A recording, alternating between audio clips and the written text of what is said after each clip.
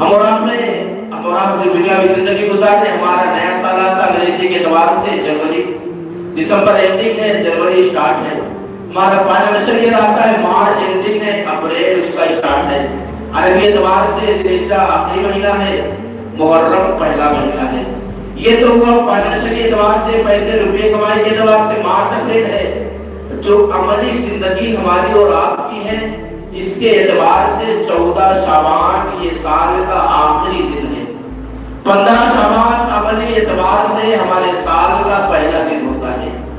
اللہ کے نبی ارشاد فرماتے ہیں کہ شب برات میں اللہ تبارک و تعالی حضرت ملک الموت کو اپنی بارگاہ میں طلب فرماتا ہے۔ ملک الموت تشریف لاتے ہیں، اللہ تبارک و تعالی انہیں ایک لسٹ عطا فرماتا ہے، اے ملک الموت یہ فلاں فلاں ہے جو آج سے 15 شعبان سے لے کر 14 شعبان تک یہ سارے لوگ مریں گے، ان کی روح نکالنا ہے۔